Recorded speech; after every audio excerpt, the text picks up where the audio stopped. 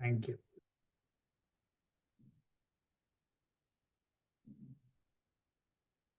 Okay, ప్రభు అయిన యేసుక్రీస్తు నామంలో మీకు అందరికీ వెల్కమ్ చెప్తా ఉంటున్నాను. దేవుని మహాకృప చేత ఈ యొక్క వేదాంత పాఠశాలలో అనేక విషయాలు మీరు నేర్చుకుంటా ఉంటున్నారు. అందుని బట్టి దేవునికి ఎంతగానో చెల్లిస్తూ ఉంటున్నాను.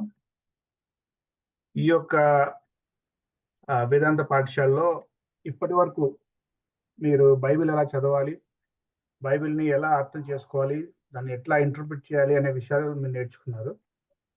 సో ఇప్పటి నుండి జస్ట్ నౌ అంటే జేమ్స్ బ్రదర్ చెప్పినట్లుగా ఇప్పటి నుండి మనం సిద్ధాంతం అంటే ఏంటి, బైబిల్లో ఏవేవి సిద్ధాంతాలు ఉన్నాయి, మనం వేటిని నమ్మాలి, లోకంలో ఏవేవి తప్పుడు బోధలు ఉన్నాయి, తప్పుడు సిద్ధాంతాలు ఉన్నాయి, వేటిని మనము ఫాలో చేయకూడదు. సో వీటన్నిటిని మనము ఈ యొక్క రాబోయే క్లాసెస్లో మనం నేర్చుకుందాం. నేను డీల్ చేసే యొక్క వన్ పర్టికులర్ డాక్ట్రిన్ ఏంటంటే doctrine of God, theology proper, doctrine of God అనే దాన్ని నేను డీల్ చేస్తాను. సో 2 క్లాసెస్ ఉంటాయి ఈ వీక్, తర్వాత నెక్స్ట్ వీక్ కూడా నేనే తీసుకుంటాను. సో దయచేసి I request all of you to have your full attention. దాని తర్వాత నెక్స్ట్ వీక్ కూడా ఖచ్చితంగా అటెండ్ అవ్వండి, అప్పుడే మనకి ఆ కనెక్టివిటీ అనేది ఈజీగా అవుతుంది. సరే, సో క్రిస్టియన్ డాక్ట్రిన్, క్రైస్తవ సిద్ధాంతం అనే విషయాన్ని మనము కొద్దిసేపు చర్చించుకొని దాని తర్వాత డాక్ట్రిన్ ఆఫ్ గాడ్ అనే దాంట్లోకి వెళ్దాం. సో డెఫినేషన్ ఏంటి, అసలు డాక్ట్రిన్ అంటే మీ ఉద్దేశంలో ఏంటి, లేకపోతే ఒక స్టాండర్డ్ డెఫినేషన్ ఏం చెప్తా ఉందంటే, doctrine means set of principles, beliefs or teachings that are officially accepted and taught by an authority such as a government, organisation, school of thought or religion. So సిద్ధాంతం అనేది ఏదో ఒక వ్యక్తి పుట్టించింది కాదనమాట. అది that has been raised by government, లేదంటే ఒక ఆర్గనైజేషన్, ఒక సంస్థ కానీ, లేదంటే ఒక సమూహం కానీ, ఒక మతం కానీ తీసుకొచ్చేదాన్ని మనము డాక్ట్రిన్, సిద్ధాంతం అని అంటాం. సో ఒకటి మనం అర్థం చేసుకోవాల్సింది ఏంటంటే, doctrine is not raised by one person. So అది మనం ఒకటి అర్థం చేసుకోవాలి. సో అది widely it is officially accepted. ఒక సిద్ధాంతం అనేది చాలా మంది వల్ల, చాలా మంది ద్వారా అది యాక్సెప్ట్ చేయబడింది. So that is what we need to understand. So ఏదో ఒక్క వ్యక్తి స్టార్ట్ చేసి దాన్ని ఏదో డెవలప్ చేయటం అనేది కాదు, కానీ it is been raised and accepted by many people. So ఎందుకు డాక్ట్రిన్ చదవాలి? బైబిల్లో ఇప్పుడు ఇన్ని రోజులు మనం బైబిల్ చదువుకున్నాం, బైబిల్లో చదవడం ఎట్లా అని చూసుకున్నాం. సో అది సరిపోదా? మళ్ళీ డాక్ట్రిన్స్ మనము మన లైఫ్ లో ఎందుకు కలిగి ఉండాలా? ముఖ్యంగా మన యొక్క విశ్వాస జీవితంలో డాక్ట్రిన్స్ అనేటివి ఎందుకు కలిగి ఉండాలనేది మనం చూద్దాం. డాక్ట్రిన్ తెలుసుకుంటే మనకున్న అడ్వాంటేజ్ ఏంటంటే, మనం ఏం నమ్ముతున్నామో ఆ విషయం పట్ల మనకు క్లారిటీ ఉంటుంది. So we will have clarity about what we believe. ఆ రెండో విషయం ఏంటంటే, doctrine protects us from false teachings. మనము తప్పుడు బోధలకి వాటి వెనకాల మనము వెళ్ళకుండా, ఫాల్స్ టీచింగ్స్ నుంచి, లేకపోతే మనకు విశ్వాస జీవితంలో తప్పుడు దారిలో నడవకుండా, మనం ఏం నమ్ముతున్నామో మనకి క్లియర్గా తెలిసినట్లయితే డెఫినెట్గా మనము దేవుని మార్గంలో నడవడానికి ఛాన్స్ ఉంటుంది. లేదంటే విల్ డెఫినెట్లీ గో అస్ట్రే అన్నమాట. సో మూడో విషయం ఏంటంటే, డాక్ట్రిన్ మనం తెలుసుకున్నప్పుడు, ఇప్పుడు ఫర్ ఎగ్జాంపుల్ దేవుడు గురించి అదొక డాక్ట్రిన్, మనిషి గురించి అదొక డాక్ట్రిన్, తర్వాత ఆయనకు సెకండ్ కమింగ్ గురించి, తర్వాత చర్చ్ గురించి, ఇవి తెలుసుకున్నప్పుడు ఏమవుతుందంటే మన యొక్క విశ్వాస జీవితం అనేది చాలా బలపడుతుంది. ఇట్ స్ట్రెంగ్థెన్స్ అవర్ ఫెయిత్ అన్నమాట. When you learn doctrines, that will strengthen our faith. Also doctrine shapes how we live. మన యొక్క జీవన శైలిని డిసైడ్ చేస్తుంది డాక్ట్రిన్ అనేది కదా. ఫర్ ఎగ్జాంపుల్, బైబిల్ ఏం చెప్తుంది? మన యొక్క అధికారులకు లోబడి ఉండమని చెప్తుంది. సో మన యొక్క అధికారులకు లోబడి ఉండమని చెప్తున్నప్పుడు మన యొక్క అధికారులు కొన్ని రూల్స్ ఫ్రేమ్ చేస్తారు. ఫర్ ఎగ్జాంపుల్, రోడ్డుకి ఎడం పక్కనే నడవాలి, అదొక రూల్ ఫ్రేమ్ చేస్తారు. సో మనం ఏం చేస్తామంటే, since we love Bible, since we live according to Bible, మనము అధికారులు చెప్పినట్లుగా రోడ్డుకి ఎడం పక్క నడుస్తాం. లేదు అట్లా కాదు నా ఇష్టం, నేను కుడి పక్కన కూడా నడుస్తాను నా ఇష్టం అన్నప్పుడు నడుచు. యాక్సిడెంట్ అయినప్పుడు కేసు నీ మీదే పడుతుంది.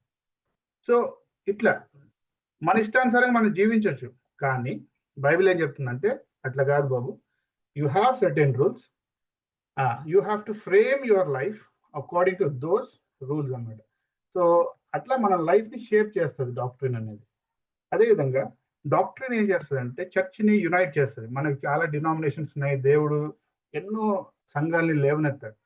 సో ఈ సంఘాలన్నీ ఏకదాటిగా ఒక్కదాని మీదకి రావాలి అని అంటే అదేంటంటే అది ఎట్లా పాసిబుల్ అంటే కేవలం సిద్ధాంతాలు, మనం నమ్మే సిద్ధాంతాల వల్లనే మనం ఒకటి అనేది తెలుస్తుంది అన్నమాట. అదే. సో ఇప్పుడు wrong doctrine versus right doctrine. Wrong doctrine versus right doctrine అంటే మనము మన లైఫ్లో ఒక తప్పుడు సిద్ధాంతాన్ని మనము ఆచరించడం వల్ల వచ్చే డిసడ్వాంటేజెస్ ఏంటివి, ఒక కరెక్ట్ సిద్ధాంతం ద్వారా మనకు వచ్చే అడ్వాంటేజ్ ఏంటిది అని చెప్పేసి మనం క్లుప్తంగా చూసుకున్నాం. సో రైట్ డాక్ట్రిన్ వల్ల మనకు స్పిరిచువల్ గ్రోత్ ఉంటుంది. సో మనము వేరే బిలీవర్స్ని కరెక్ట్గా గైడ్ చేస్తాం. అదేవిధంగా మన యొక్క జీవితంలో పరిశుద్ధత అనేది ఉంటుంది రైట్ డాక్ట్రిన్ ఉన్నప్పుడు. అదేవిధంగా that will equip the church for service. మనల్ని ఒకవేళ మనం కరెక్ట్ సిద్ధాంతాన్ని ఫాలో అవుతుంటే అది మనల్ని వేరే వాళ్ళకి సేవ చేసే విధంగా పురికొల్పుతుంది. ఈ కాలం చూస్తే కొద్దిమంది వాళ్ళు నమ్మే సిద్ధాంతాల వల్ల వాళ్ళు వేరే వాళ్ళకి హాని కలిగిస్తూ ఉన్నారు. సో హాని కలిగించేది అది నిజమైన డాక్ట్రిన్ కాదు. సో ఒక సర్వీస్ మైండ్ని డెవలప్ చేసేది అదే that will help us to serve others అన్నమాట. డాక్ట్రిన్ అనేది that will help us to serve others, serve the church, serve the society. So false doctrine ఉండడం వల్ల ప్రాబ్లం ఏంటంటే అది మనల్ని పాపంలోకి తీసుకెళ్తుంది, అది మనల్ని దేవుని లేనితనంలోకి తీసుకెళ్తుంది అన్నమాట. So it causes spiritual decline. మన యొక్క ఆధ్యాత్మిక జీవితం చల్లారిపోవడం కానీ, తర్వాత మనం లో అయిపోవడం కానీ జరుగుతుంది. తర్వాత రాంగ్ డాక్ట్రిన్ ఉండడం వల్ల మన జీవితంలో కన్ఫ్యూజన్ అనేది ఉంటుంది. అసలు నేను పాటించేది కరెక్టా కాదా, అసలు యేసుప్రభు ఇట్లా చెప్తే నేను ఎందుకు ఇట్లా ఫాలో అవుతున్నాను. So there is lot of confusion. Violence ఉంటుంది. సిద్ధాంతాన్ని మనము వక్రీకరిస్తే, లేదంటే సిద్ధాంతాన్ని మనము తప్పుగా అర్థం చేసుకున్నప్పుడు, సిద్ధాంతాన్ని మనము ఒక ఫండమెంటల్ విషయంగా మనం తీసుకుంటే అప్పుడు ఏమవుతుందంటే వయలెన్స్ అనేది క్రియేట్ అవుతుంది అనమాట. మనం చాలా చూస్తూ ఉంటాం, క్రిస్టియానిటీలోనే కాదు వేరే మతాల్లో కూడా వాళ్ళు సిద్ధాంతాలు ఫండమెంటలిస్టులు అంటారు వాళ్ళని. సో ఉన్నట్లు వాళ్ళు తీసుకోవడం వల్ల ఏమవుతుందంటే వాళ్ళు దేవుని పేరున వాళ్ళు వైలెన్స్ అనేది క్రియేట్ చేస్తూ ఉంటారు అనమాట. So that's why definitely we have to study right doctrine అనమాట. అది మనకు క్లియర్గా అర్థమైంది కదా ఇంతవరకు డిస్కషన్లో. సో రైట్ డాక్ట్రిన్ ఉంటే మన లైఫ్ అనేది ఒక రైట్ పాత్లో అనేది ఉండడం జరుగుతుంది. లేదంటే కన్ఫ్యూజన్ ఉంటుంది, మనం వేరే వాళ్ళకి ఒక ఇబ్బందిగా అయిపోతాం అనమాట. So theology proper. ఈరోజు యొక్క డాక్ట్రిన్ ఏంటంటే దేవుని యొక్క శాస్త్రం, దేవుని గురించి మనము చదువుతా ఉన్నాం, ఆయనను అర్థం చేసుకోవడానికి మనం చదువుతా ఉన్నాం అన్నమాట. So the doctrine of God. So నేను స్టార్టింగ్ లో చెప్పినట్లుగా 2 వారాల్లో నేను తీసుకుంటాను, ఈ రోజు తర్వాత నెక్స్ట్ వీక్. సో ఈ 2 weeks లో ఏమేమి కంటెంట్స్ నేను కవర్ చేస్తాను అనేది మీకు బ్రీఫ్గా చెప్తాను. సో దేవుని గురించి మనం చదువుతా ఉన్నాం కాబట్టి first we will study about God, study who God is. తర్వాత ఆయన యొక్క నేచర్ని చదువుతాం. దాని తర్వాత ఆయన యొక్క వర్క్స్ని, ఆయన పనులు మన జీవితాల్లో లేకపోతే ఈ యొక్క సృష్టిలో ఏమేమి ఉన్నాయి వాటిని గురించి మనం చదువుతాం. అదేవిధంగా ఆయన యొక్క ట్రై యూనిటీ నేచర్ని కూడా మనం చదువుతాం, ట్రై యూనిటీ ఆఫ్ గాడ్. ఎందుకంటే ఇది మిస్టీరియస్ కాబట్టి దీన్ని సపరేట్గా మనం చదవడం జరుగుతుంది. సో ఈ రోజు కేవలం 2 topics రెడ్గా ఇండికేట్ చేయబడిన study of God and nature of God, ఈ 2 విషయాలు మనం చూద్దాం. సో అందరూ అటెంటివ్గా ఉన్నారని నేను అనుకుంటున్నాను. I hope you have your pen and paper with you, or మీ యొక్క ఫోన్స్లో నోట్ ప్యాడ్ ఉంటే నోట్ ప్యాడ్ ఓపెన్ చేసుకొని ఈ యొక్క విషయాల్ని నోట్ చేసుకోవాల్సిందిగా నేను రిక్వెస్ట్ చేస్తూ ఉంటున్నాను. So that we will have a fruitful and beneficial learning time. Okay. So the doctrine of God అనేది ఏంటంటే, ఇట్ ఈస్ యాక్చువల్లీ దేవుడే ఒక సబ్జెక్ట్ అయితే it is quite impossible to know that the subject of God completely కదా. దేవుని యొక్క సిద్ధాంతాన్ని మనం కంప్లీట్ గా తెలుసుకోవడం అనేది అంత ఈజీ కాదు, అంత అంటే పాసిబుల్ కూడా కాదు.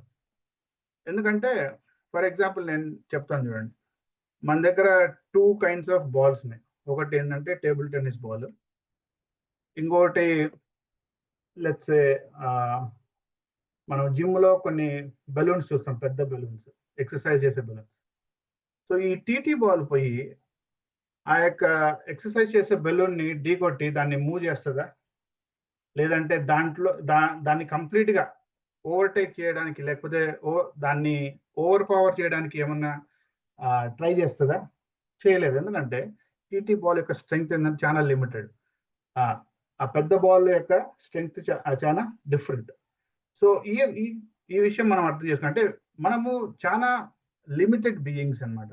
కాబట్టి దేవుని యొక్క ఆ యొక్క సార్వభౌమాధికారాన్ని మనం కంప్లీట్ గా అర్థం చేసుకోలేం. బట్ అందుకే దావీదు రాజు ఏమంటాడంటే, ఇట్టి తెలివి నాకు మించినది, అది అగోచరము, అది నాకు అందదు అని చెప్పి క్లియర్ గా ఆయన కీర్తనలు రాస్తారనమాట.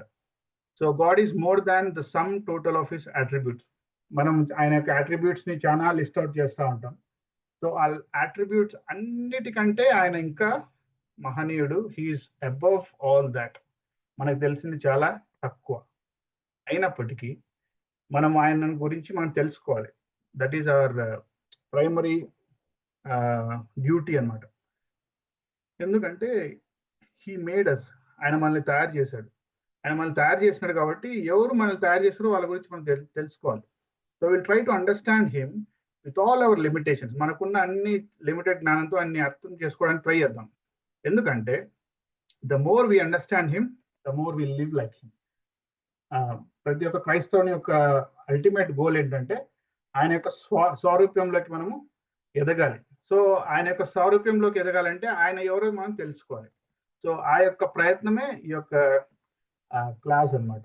సో ఈ క్లాస్ లో మనం ఏం చేస్తున్నాం అంటే we are trying to understand who he is, so that we can live according to his standards అన్నమాట.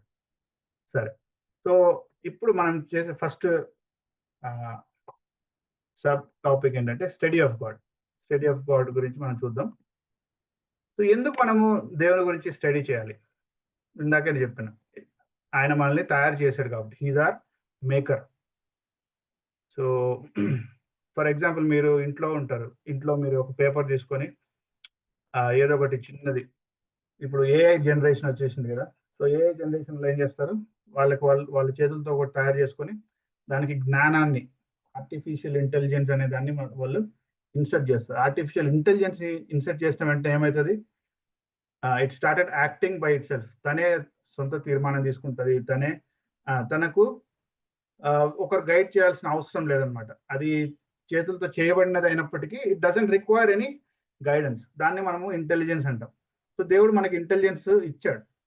ఇంటెలిజెన్స్ ఇచ్చినాడని చెప్పేసి మన ఇష్టానుసారంగా మనము ఉండటం కాదు.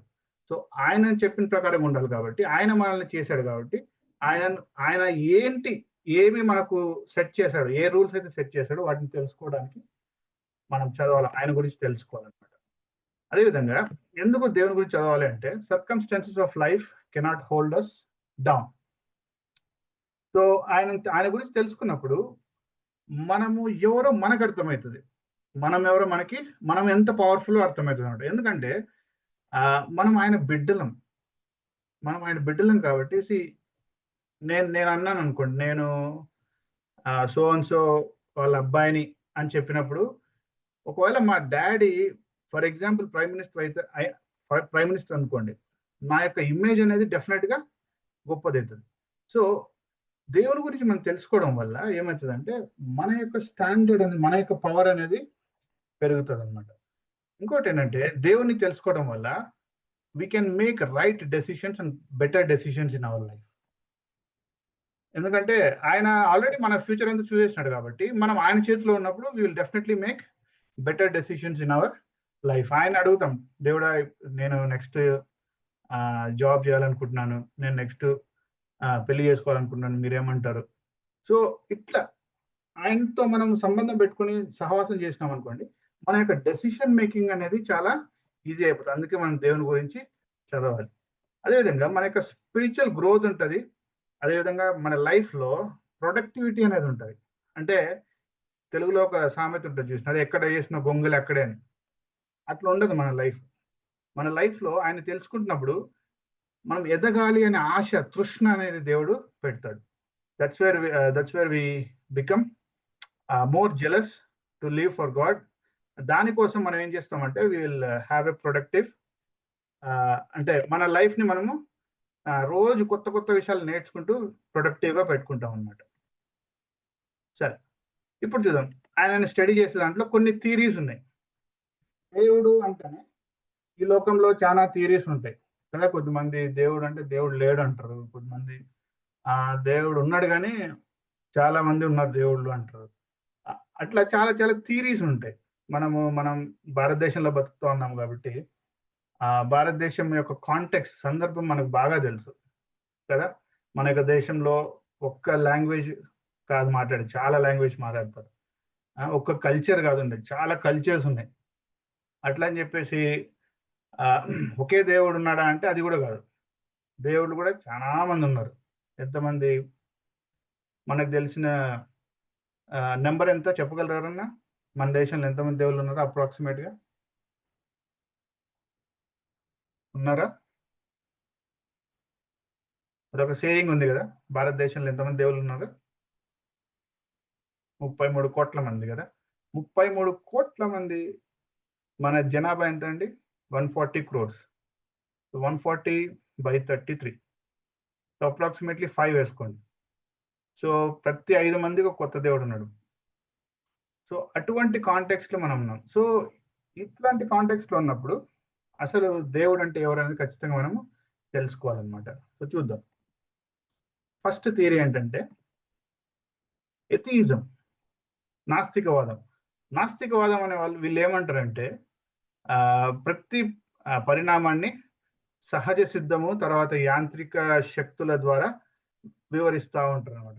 వీళ్ళు ఏమంటారంటే దేవుడు లేడు, ఈ భూమి మీద ఏది వచ్చినా కూడా అది that has come with the cause and effect, science ద్వారా వచ్చింది, లేకపోతే మెకానికల్ ఇన్హెరెంట్ ఫోర్సెస్ వల్ల ఈ భూమి అనేది ఫామ్ అయింది, భూమి మీద ఉన్నవన్నీ ఫామ్ అయినాయి అని చెప్పేసి వాళ్ళు చెప్తా ఉంటారు అనమాట.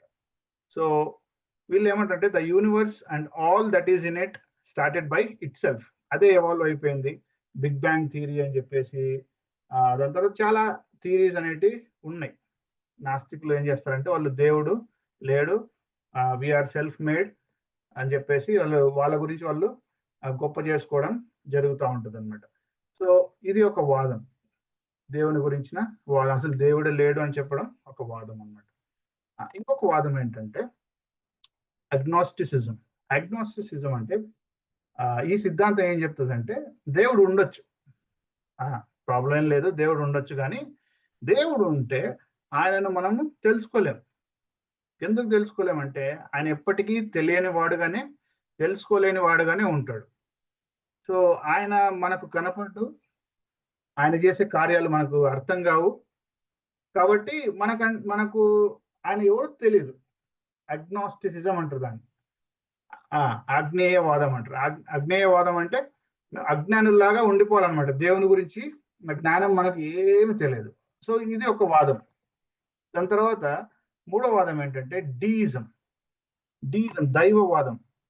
దైవవాదం ఏంటంటే this view acknowledges that there is a God and that he is the creator but denies to him any personal interest to intervene in our personal life. Basic ఏంటంటే దేవుడు ఉన్నాడు, దేవుడు ఒక క్రియేటర్, ఆయన మొత్తం క్రియేట్ చేసేసి మన ముందర పెట్టేసేసి వెళ్ళిపోయినాడు. విచిత్రంగా ఉంది కదా. మన ముందర పెట్టేసేసి మొత్తం క్రియేట్ చేసేసి వెళ్ళిపోయినాడు. మన లైఫ్లో ఆయన పర్సనల్ లెవెల్లో ఆయన ఇన్వాల్వ్ అవ్వట్లేదు, ఆయనకి ఇంట్రెస్ట్ కూడా లేదు. అందుకే ఇన్ని సమస్యలు ఉన్నాయి, అందుకే ఇన్ని ఒడిదుడుగులు ఉన్నాయి మన జీవితంలో. కొద్దిమంది అందుకే ఈ యొక్క డిఫరెన్సియేషన్ అనేది ఉంది. క్లాస్ డిఫరెన్సెస్, తర్వాత క్యాస్ట్ డిఫరెన్సెస్ ఇవన్నీ ఎందుకున్నాయంటే ఆయనకి ఇష్టం లేదు కాబట్టి ఆయన పట్టించుకోవట్లేదు. బట్ ఆయన క్రియేట్ చేసి వెళ్ళిపోయాడు. సో ఇది డీయిజం అన్నమాట. తర్వాత పాలిథియిజం అనేది మన కరెంట్ కాంటెక్స్ట్, మనం ఉంటున్న భారతదేశంలో ఉన్న కాంటెక్స్ట్ ఇది ఏంటి, చాలా దేవుళ్ళు ఉన్నారు. This is a theory of plurality of gods. So most heathenism or most idolatry is a religion of polytheism అన్నమాట. సో ఈ సిద్ధాంతం ఏం చెప్తుంది, సింపుల్ గా ఒక దేవుడు కాదు, చాలా మంది దేవుళ్ళు ఉన్నారు అని చెప్తుంది. సో నెక్స్ట్ థియరీ ఏంటంటే పాంథియిజం. పాంథియిజం అంటే ఏంటంటే వాళ్ళు దేవుడిని నేచర్ తో ఐడెంటిఫై చేసుకుంటారు, అంటే సృష్టితో. ఈ సిద్ధాంతం ఏం చేస్తుంది అంటే దేవుణ్ణి ప్రకృతితో ఏకీకరిస్తారనమాట. ఒకే ఒక విశ్వాసమైన పదార్థము దేవుడని ఇది చెప్తుంది. మనం చూసే ప్రతిదీ దేవుని యొక్క రూపం అని చెప్పేసి వాళ్ళు చెప్తా ఉంటారు. అంటే వాళ్ళు దేవుడు అన్నిట్లో ఉన్నాడు అని చెప్పేసి వాళ్ళు నమ్ముతారు అన్నమాట. దేవుడు అన్నిట్లో ఉన్నారు. మన దేశంలో కూడా అంతే కదా, అన్నిట్లో ఉన్నాడని నమ్ముతారు. కాబట్టి మనకు ఏది చూసినా వాళ్ళు అంటే దేవుడుగా చూస్తూ దాన్ని పూజిస్తూ ఉంటారు. కుక్క ఒక దేవుడు, తర్వాత కోతి ఒక దేవుడు, తర్వాత పాము ఒక దేవుడు, తర్వాత కొన్ని చెట్టు కనిపిస్తే లేకపోతే రాళ్ళు కనిపించినా దాంట్లో దేవుడు ఉన్నాడు. ఇది పాంథియిస్టిక్ అండర్స్టాండింగ్ అన్నమాట. పాంథియిస్టిక్ అండర్స్టాండింగ్ ఏంటంటే ఏది చూసినా దేవుడు అంతటా ఉన్నాడు అనేది కాదు, దేవుడు అన్నిట్లో ఉన్నాడు అనడం పాంథియిజం అన్నమాట. సో మోనోథియిజం అనేది మన సిద్ధాంతానికి, మనం నమ్మే దానికి కొద్దిగా దగ్గరగా ఉంటుంది. ఇదేంటంటే this teachers the singularity of God. There is only one God. This is the teaching of the Bible. So దేవుడు ఒక్కడే అని చెప్పడాన్ని మనం మోనోథియిజం అని చెప్పేసి అంటాం అన్నమాట. సో మోనోథియిజం అది మన యొక్క హృదయాలకి దగ్గర, మన యొక్క టీచింగ్ కి దగ్గరగా ఉంటుంది. తర్వాత ఇవి థియరీస్ అన్నమాట. అర్థమైంది కదా. సో దీంట్లో ఏమైనా మీకు డౌట్స్ ఉంటే మీరు నోట్ చేసి పెట్టుకోండి. లాస్ట్ లో మనం విల్ టేకప్ డౌట్స్, క్వశ్చన్స్ కానీ. నెక్స్ట్ ఏంటంటే ఆ స్టడీ ఆఫ్ గాడ్ లోనే ఇంకొక భాగం ఏంటంటే ఆయన యొక్క ఎగ్జిస్టెన్స్ గురించి మనం చూద్దాం. అసలు దేవుడు ఉన్నాడా? ఎందుకంటే ఎథిస్టులు ఏమంటారు, దేవుడు లేడంటారు కదా. ఈ మధ్య కాలంలో నేను ఒక సర్వే చూసాను. స్టూడెంట్స్ మధ్యలో జరిగిన ఒక సర్వే ఏంటంటే మామూలుగా ఈ యూట్యూబర్స్ ఏం చేస్తూ ఉంటారు, మైక్ తీసుకొని రోడ్ల మీదకి వెళ్ళి క్వశ్చన్స్ చేస్తూ ఉంటారు కదా, చాలా రకాల క్వశ్చన్స్ చేస్తూ ఉంటారు. ఆ క్వశ్చన్స్ వేసే ప్రాసెస్ లో ఒక వ్యక్తి అడుగుతా ఉన్నాడు అందరిని, అసలు దేవుడు ఉన్నాడా అని. సింపుల్ క్వశ్చన్, అసలు దేవుడు ఉన్నాడా అనే క్వశ్చన్ అడుగుతా ఉన్నప్పుడు ఆ సర్వే అంతట్లో 90% యవనస్తులు వాళ్ళు దేవుడు లేరు, దేవుడు మా యొక్క జీవితాల్లో ఆయనకి ఏ భాగం లేదు అని మాత్రం చెప్తారనమాట. సో ఇంత అంటే భయంకరమైన పరిస్థితుల్లో మనము ఉంటున్నాం. సో ఎగ్జిస్టెన్స్ ఆఫ్ గాడ్ గురించి మనం ఖచ్చితంగా తెలుసుకోవాల్సిన ఆవశ్యకత ఎంతగానో ఉంది. ఎందుకంటే మనము గడప దాటి బయటకు వచ్చినప్పుడు రకరకాల రిలీజన్స్, తర్వాత రకరకాల విశ్వాసాలు, అసలు దేవుడు ఉన్నాడని ఒక గ్రూప్ చెప్తా ఉంటే దేవుడు లేడని చెప్పి నమ్మే గ్రూప్ ఇంకొకరు. సో ఇన్ని విభిన్నమైన విశ్వాసాలు కలిగిన పరిస్థితుల్లో మనం జీవిస్తూ ఉన్నాం కాబట్టి it is always good to understand whether God really exist or not with all the proofs అన్నమాట. సో ఏమేమి చూద్దాం ఏంటంటే first intuitional idea of God. First proof ఏంటంటే మన యొక్క అంత ప్రేరణాత్మక భావన, అంటే మన యొక్క హృదయం లేకపోతే మన యొక్క కాన్షియన్స్ అనేది అది మనకు చెప్తుంది. The intuitional idea of God refers to belief that human beings possess an inborn, instinctive or innate sense of the divine, a direct awareness that God exists.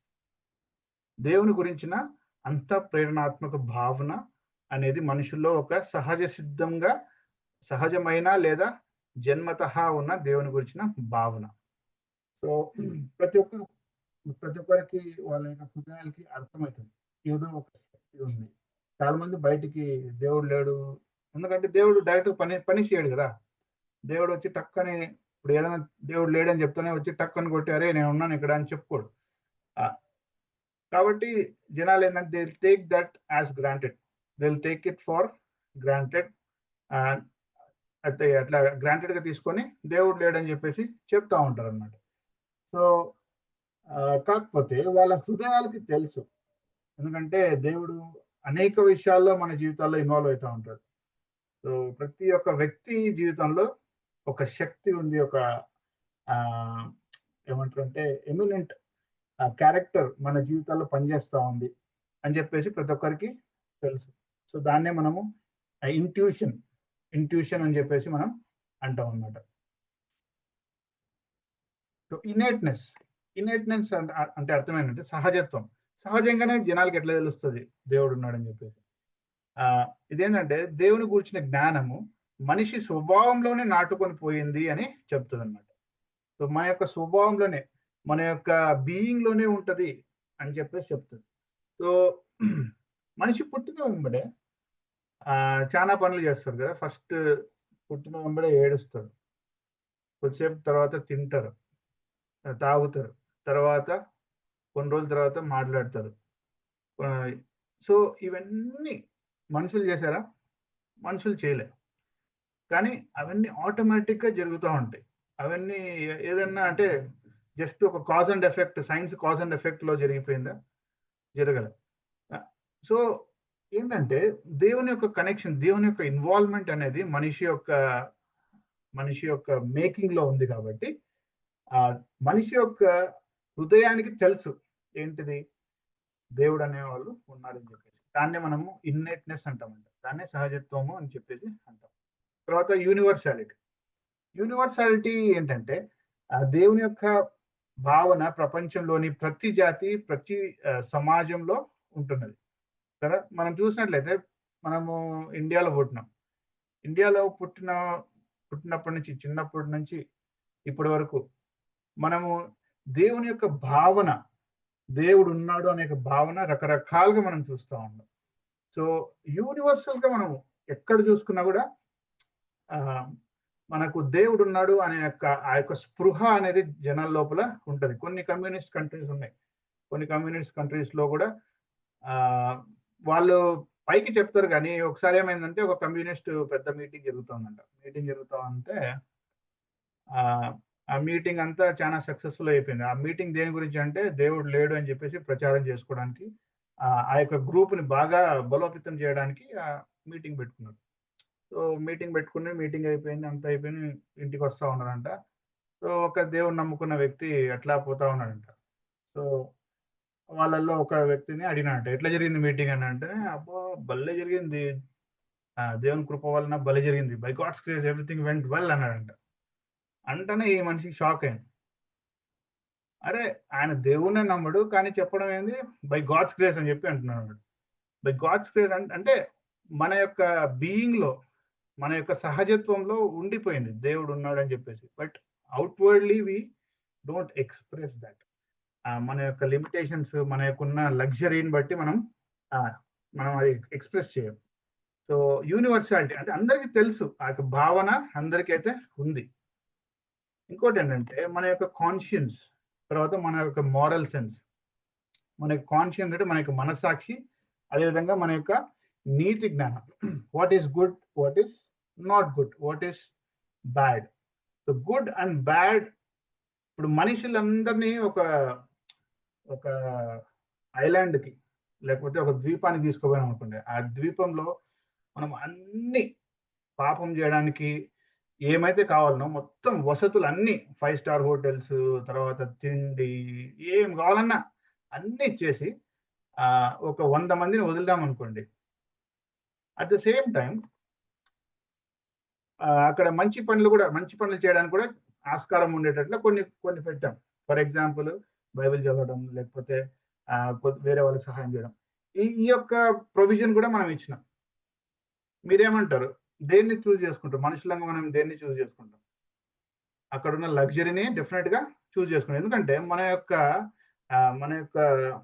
బుద్ధి ఏందంటే, మన యొక్క బుద్ధే వక్ర బుద్ధి అన్నమాట. So, we don't have moral sense. We don't have moral sense అన్నమాట. కాబట్టి మోరల్ సెన్స్ ఎక్కడి నుంచొచ్చింది? నైతిక భావన అనేది, లేకపోతే నీతి యొక్క జ్ఞానం అనేది మనకెక్కడి నుంచొచ్చిందంటే, అది దేవుడు ఇచ్చాడన్నమాట. మనకు మనసాక్షి చెప్తా ఉంటది. అరే! నువ్వు చేసేది తప్పు అని. ఆ యొక్క ఖండింపు ఎక్కడి నుంచి వస్తదంటే, దేవుడిచ్చిన ఆ యొక్క కాన్షియస్‌నెస్. దేవుడు మనల్ని ఆయన స్వరూపంలో చేసుకున్నాడు కాబట్టి, ఆ యొక్క కాన్షియస్‌నెస్ అనేది ఖచ్చితంగా ఆటోమేటిక్‌గా వచ్చేస్తది. అరే! నువ్వు చేసేది తప్పు అని చెప్పేసి. కానీ దాన్ని మనం ఏం చేస్తాం? ఓవర్‌టేక్ చేస్తాం. ఓవర్ పవర్ చేసేసి మనం చేయాల్సిన తప్పులు చేసేస్తా ఉంటాం. సో, మనల్ని కరెక్ట్ చేసే ఆ యొక్క సౌండ్, ఆ యొక్క వాయిసే దేవుని యొక్క ప్రెజెన్స్ మనకు తెలియజేస్తా ఉంటున్నది. అదేవిధంగా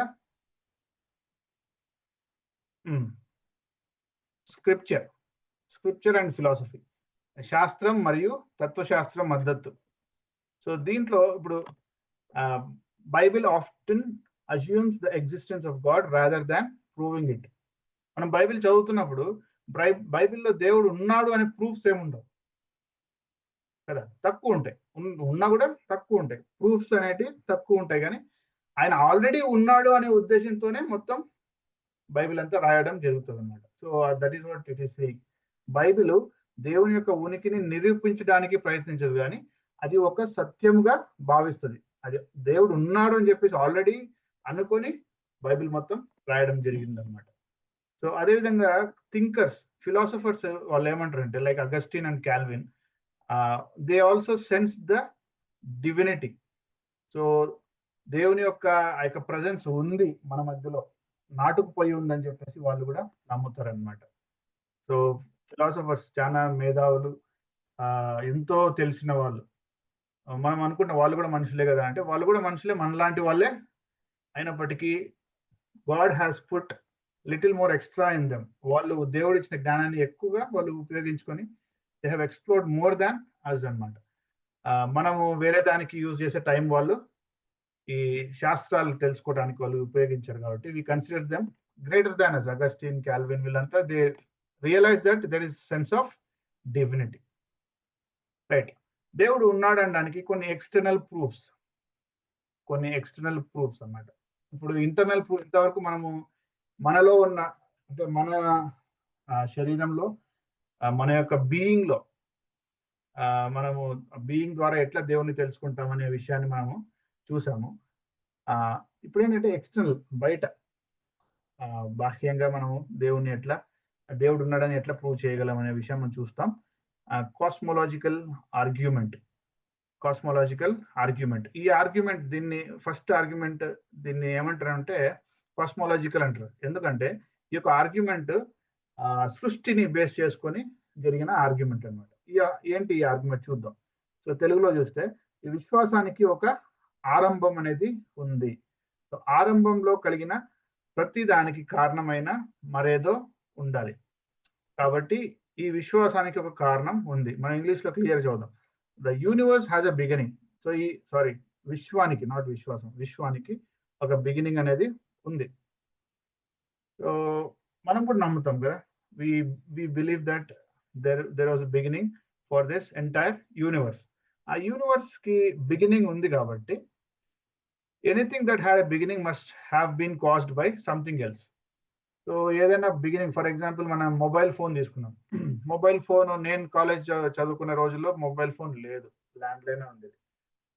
మొబైల్ ఫోన్ ఎగ్జిస్టెన్స్‌లోకి వచ్చిన తర్వాత,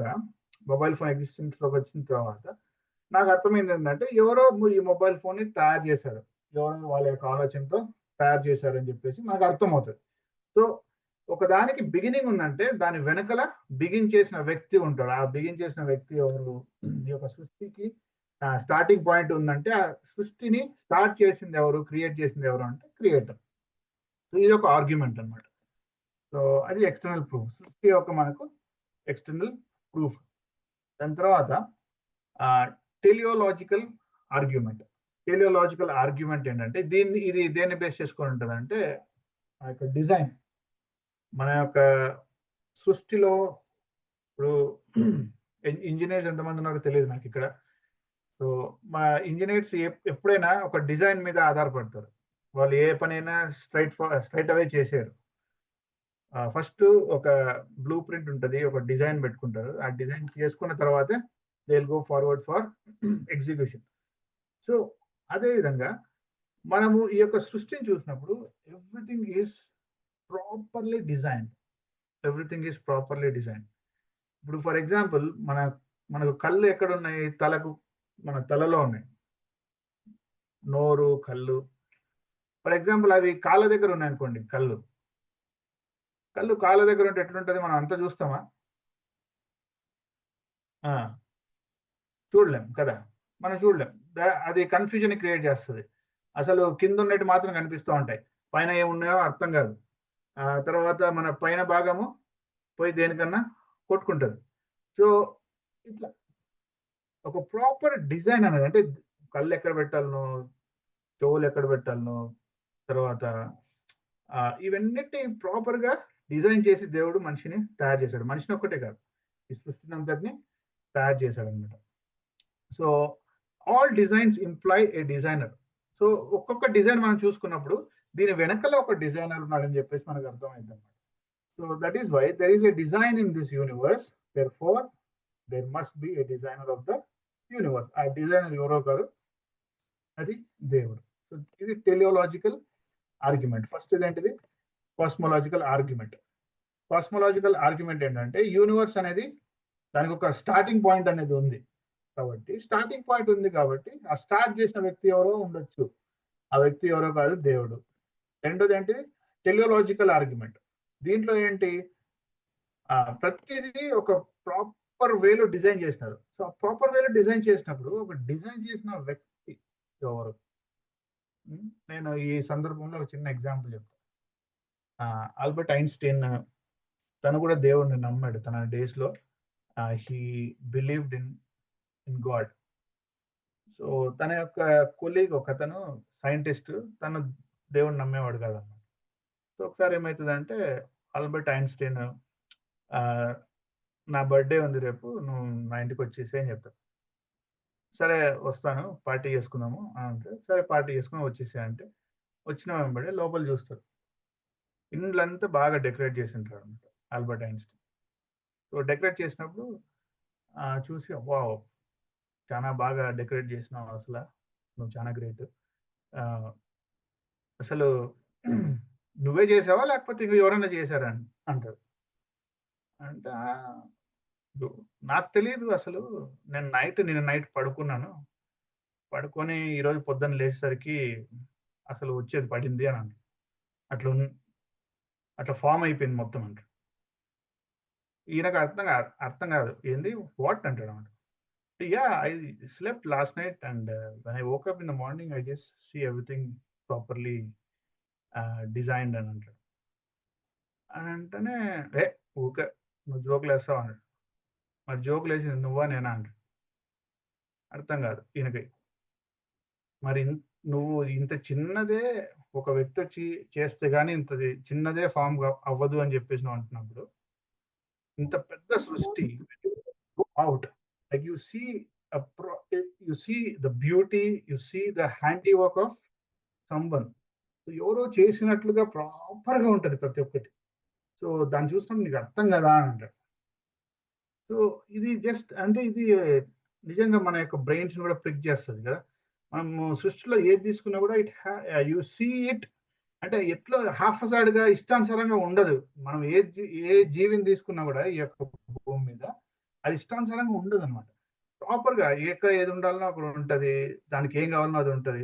ఇప్పుడు మనము ఒక 3 రోజులు వాటర్ తాగకుండా ఉండగలమా? లేకపోతే తిండి తినకుండా ఉండగలమా? వర్స్ట్ కేసులో ఉండొచ్చేమో కానీ నార్మల్ గా ఉండలేము. కానీ కొన్ని జంతువులు ఉంటాయి. ఫర్ ఎగ్జాంపుల్ మీరు క్యామెల్ తీసుకున్నప్పుడు, క్యామెల్ తను ఎడార్లో జీవిస్తుంది కాబట్టి దేవుడు క్యామెల్ ఎట్లా డిజైన్ చేశాడంటే, వాటర్ లేకుండా కూడా కొన్ని దినాలు జీవించేటట్ల క్యామెల్ ని డిజైన్ చేస్తాడు. So God knows, like which creation has to be created in what way. ఏ సృష్టిని ఎట్లా సృష్టించాలో దేవుడికి తెలుసు కాబట్టి ఆ విధంగా సృష్టించాడు. సో అంతేగాని ఇష్టానుసారంగా ఇప్పుడు ఒక బిగ్ బ్యాంగ్ బాల్ పేలిపోయింది, అన్ని ఇష్టానుసారంగా పడిపోయినాయి. అది చాలా అంటే ఇల్లాజికల్ అది. ఇప్పుడు మన ఇంట్లో ఒక గ్లాస్ పగిలిపోయింది అనుకోండి. పగిలిపోయిన తర్వాత ప్రాపర్‌గా ఆర్గనైజ్డ్ వేలో ఎక్కడన్నా ఉంటదా అండి? ఉండదు కదా! ఇట్స్ ఇట్స్ వెరీ అంటే foolish to accept that fact that accept that theory అన్నమాట. ఆ థియరీని యాక్సెప్ట్ చేయడం అనేది చాలా ఫూలిష్‌గా అనిపిస్తుంది. రైట్. థ థ ఇది సెకండ్‌ది టెలిలాజికల్ అంటే it is about the design. ఆ! డిజైన్ చూసినప్పుడు ఒక వ్యక్తి ఉన్నాడు ఆ డిజైన్ వెనకాల. అతను ఎవరో కాదు దేవుడు అని చెప్పేసి మనకి అర్థమైంది. తర్వాత ontological argument. Ontological argument is based on pure logic and reason. So ఇంతసేపు మనము సృష్టి గురించి మనం మాట్లాడినాం. ఇప్పుడు మన యొక్క బ్రెయిన్, మన యొక్క లాజిక్ గురించి మాట్లాడేది ఆంటాలజికల్ ఆర్గ్యుమెంట్ అన్నమాట. So definition it says that the greatest conceivable being God is a greatest conceivable being. అంటే దేవుడు అందరికంటే ఉత్తముడు. దేవుడు అందరికంటే ఉత్తముడు. ఫర్ ఎగ్జాంపుల్ మనం దేవుని గురించి ఆలోచించిన వెంటనే మనకొచ్చే ఫస్ట్ థాట్ ఏంటంటే he should be greatest. He should be greatest అనే ఆలోచన ఉంటదన్నమాట. సో ఆ యొక్క గ్రేటెస్ట్ అనే ఆలోచనలలోనే ఉందనుకోండి, అప్పుడు అది he will not be a real person కదా! ఇప్పుడు ఫర్ ఎగ్జాంపుల్ ఇప్పుడు సూపర్ మ్యాన్ తర్వాత ఈ సూపర్ పవర్స్ అవన్నీ చూస్తా ఉంటాం మనం ఈ కాలంలో. అవన్నీ క్రియేట్ చేయబడిన క్యారెక్టర్స్ అన్నమాట. సో అవి రియాలిటీలో మనం చూడం. కానీ అవి ఫిక్షియస్‌గా వాళ్ళు క్రియేట్ చేయడం వల్ల వచ్చిన క్యారెక్టర్స్ అన్నమాట. సో అవి బ్రెయిన్‌లోనే లేకపోతే యానిమేటెడ్ వెర్షన్‌లోనే మనం చూస్తా ఉంటాం. రియాలిటీలో మనం చూడం. So that's why we don't consider those powers as real powers in our life. కానీ దేవుడిని కూడా మనం అట్లే అనుకున్నాం అనుకోండి. అప్పుడు భూమి మీద ఇంకొకరు ఎవరో గ్రేటర్ పవర్, రియాలిటీలో ఇంకొకరు వచ్చేసి నేనే గ్రేటర్ అని చెప్పేస్తారు అన్నమాట. సో అది జరగకూడదు. సో అందుకే ఆంటాలజికల్ ఆర్గ్యుమెంట్ ఏమంటదంటే దేవుని గురించి మనం ఆలోచించిన వెంటనే మనకు వచ్చే ఫస్ట్ థాట్ ఏంటంటే ఆయన బీయింగ్స్ అన్నిట్లో గ్రేటెస్ట్. కాబట్టి ఆ గ్రేటెస్ట్ బీయింగ్ అనే థాట్ మనకు వస్తది కాబట్టి డెఫినిట్‌గా ఆయన ఎక్కడో ఒక చోట ఉండే ఉంటాడు అని చెప్పేసి ఒకవేళ ఆయన లేడనుకోండి, మనకు ఆ థాట్ రాదు అనేది ఈ యొక్క ఆంటాలజికల్ ఆర్గ్యుమెంట్. ఇప్పుడు మనము పొద్దున్న లేసిన వెంబడే ఈ సూపర్ హీరోస్ మనకి టీవీలలో చూస్తా ఉంటాం. వాళ్ళు ఎవరన్నా వచ్చి మనం కాపాడుతున్నట్లా మనకు అనిపిస్తదా? అనిపించదు. కదా! మనుషులంగా మనకు ఫస్ట్ ఒకవేళ ఏదన్నా బయట ఘోరం జరుగుతోంది. ఏదన్నా యాక్సిడెంట్ జరిగినప్పుడు మనం ఫస్ట్ ఎవరిని తలుచుకుంటామంటే అమ్మా! దేవుడా అంటాం. ఇప్పుడు ఆ యొక్క ఇన్‌స్టింక్ట్ అనేది నేచురల్‌గా జరిగిపోతది. సో అట్లా జరుగుతుంది అంటే అర్థం ఏందంటే ఖచ్చితంగా ఆ వ్యక్తి అని దేవుడు అనే వ్యక్తి ఉంటాడని చెప్పేసి ఈ యొక్క ఆంటాలజికల్ ఆర్గ్యుమెంట్ చెప్తా ఉంటది. సో కన్క్లూజన్‌లో ఏందంటే if God exists only in the mind then a greater being could exist in reality. దేవుడు ఒక మైండ్‌లో ఉన్న వ్యక్తి మాత్రమే అయితే ఆ! భూమి మీద అంటే మన రియాలిటీలో ఇంకొక వ్యక్తి ఉండొచ్చు ఎవరో అని. అది జరగడానికి వీల్లేదు. ఎందుకంటే దేవుడు మాత్రమే గ్రేటెస్ట్ పవర్ అని చెప్పేది ఆంటాలజికల్ ఆర్గ్యుమెంట్. రైట్. ఇది తెలుగులో మొత్తం. Right. Moral argument. Argument from existence of moral law. ఈ ఆర్గ్యుమెంట్ ఏం చెప్తదంటే moral laws imply a moral lawgiver. There is an objective moral law. Therefore, there is a moral lawgiver. నేను ఇందాకనే ఒక విషయం చెప్పా. మనుషులందరినీ ఒక ఐలాండ్‌లోకి పంపించేసి, అక్కడ వాళ్ళకు కావాల్సిన లగ్జరీ అంతా ఇచ్చేసేసి, అదేవిధంగా మంచి చేసే ఆ యొక్క ఛాన్స్ కూడా వాళ్ళకి ఇచ్చేసేసి, రెండిట్లో చూస్ చేసుకోండి అనంటే డెఫినిట్‌గా వాళ్ళని ఎవరు మానిటర్ చేయరు మళ్ళీ. ఇప్పుడు ఈ బిగ్ బాస్ మానిటర్ చేస్తున్నట్ల అక్కడ ఎవరు మానిటర్ చేయరు. మీ ఇష్టం జీవించండి అన్నప్పుడు ఖచ్చితంగా మనుషులు మన యొక్క బుద్ధి ఏంటంటే ఖచ్చితంగా మనం జల్సా చేసే వాటికే మన యొక్క ప్రయారిటీ అనేది ఇస్తాం. అంటే మనకు అర్థం ఏంటంటే మన యొక్క బీయింగ్ లో మొరాలిటీ అనేది లేదు. సో మొరాలిటీ అనేది ఎవరు ఇచ్చారు అనే ఆస్పెక్ట్ చూసినప్పుడు, so there is a moral argument, నైతిక వాదన.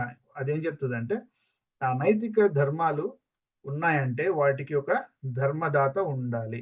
ఆ ధర్మదాత ఎవరు? అదే దేవుడు కదా. మనం ఎంత చెడ్డలో మనకు తెలుసు.